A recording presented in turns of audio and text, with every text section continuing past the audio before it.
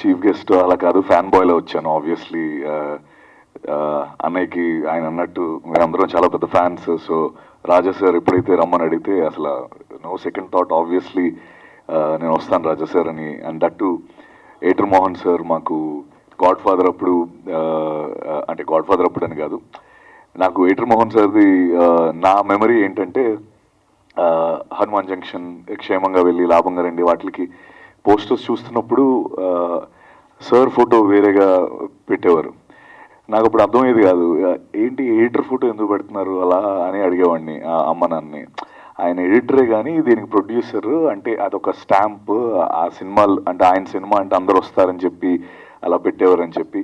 And అంత and so that is the legacy he carries. And first of all నిజంగా ఈరోజు నాకు చాలా హ్యాపీగా ఉంది.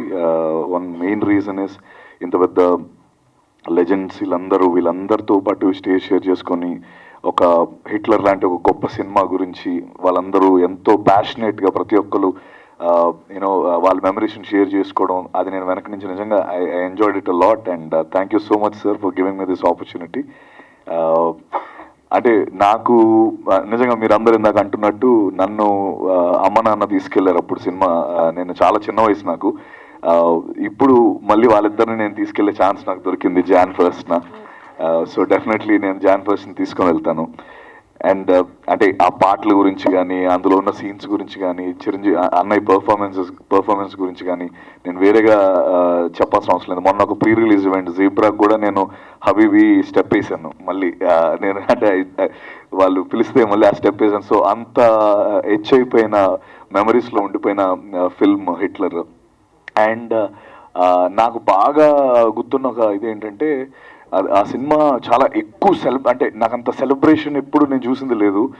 ఎక్కువగా సెలబ్రేట్ చేసి చాలా ఇట్ వాజ్ ఒక సెన్సేషనల్ హిట్ అది.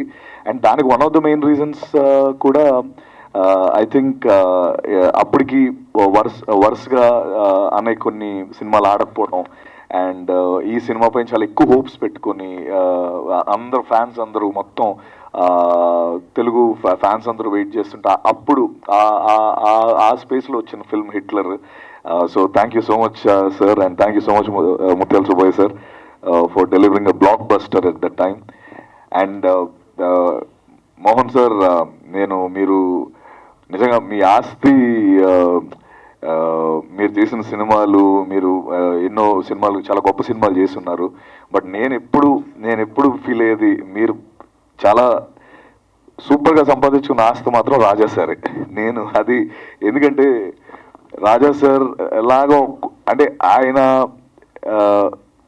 మోహన్ గారి మీద చూపించే లవ్, అరే మనం కూడా ఎంత గొప్ప కొడుకులు అవ్వగలమా అనిపిస్తూ ఉంటుంది నాకు. అంటే సో అంటే మీరంటే అంత ఇష్టం, ఎప్పుడు ముందు ఒకసారి వెనక ఒకసారి నాన్నగారు అని అంటూనే ఉంటారు రాజా సార్, మోహన్ రాజా సార్.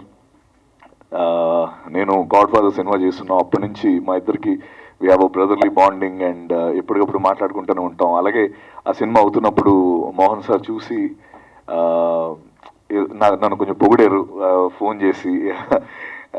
సో అంటే ఒక లెజెండరీ పర్సన్ అలా పొగడడం ఇవన్నీ కూడా నాకు it was a great moment. And అలాగే బాబుమోహన్ సార్ని ఫస్ట్ టైం కలవడం, నేను ముందు ఎప్పుడు కలవలేదు.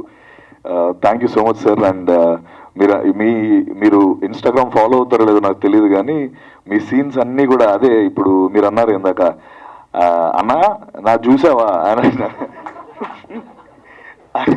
అది ఇప్పటికీ చాలా పాపులర్ అండ్ అందరూ రీల్స్ షేర్ అవుతూనే ఉంటాయి. And you are one of those persons. Thank you so much sir. అలాగే రాధా అన్నం రెడ్డి సార్, నేను ఆయన గుర్తులేదు కానీ నా వెరీ ఫస్ట్ నేను ఒకసారి చెప్పడం జరిగింది, ఆయనకి చెప్పాను లేదు తెలీదు, నేను మీకు చెప్పాను కదా సార్. ఎస్, నేను వైజాగ్లో ఆయన ఒక ఫిల్మ్ షూటింగ్ చేస్తున్నారు సంగీత గారితో. వైజాగ్ బీచ్ రోడ్లో డ్యాన్స్ ఏదో సాంగ్ అవుతుంది. నేను ఇప్పుడు 9th or 10th అనుకుంటా.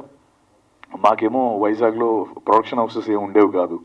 సో ఎలా ఇప్పుడు నా ఫ్రెండ్ ఉన్నాడు, వాడిని అడిగి అరే ఏం చేద్దాం, ఆయన డైరెక్టర్లా ఉన్నాడు, వెళ్ళి అడుగుదామా అంటే వెళ్ళి ఎక్స్క్యూజ్ మీ సార్ అని చెప్పి ఒక ఛాన్స్ ఇస్తారా అని అడిగి, అంటే అలా నా నోటి నుంచి ఫస్ట్ వచ్చిన ఒక ఛాన్స్ ఇస్తారా అన్నది మీతోనే జరిగింది సార్. అది అయితే అప్పుడు ఆయన నన్ను పక్క పిలిచి అసలు అంటే నాకే తర్వాత పెద్దగా ఆలోచిస్తే అసలు ఎవడైనా అలా అడిగితే ఫస్ట్ ఎవడైనా అడుగుతాడా అలాగా అని అనిపించిన సంఘటన అది.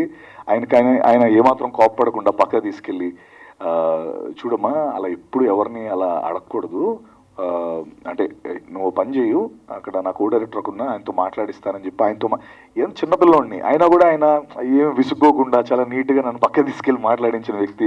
I still remember that sir. Thank you so much.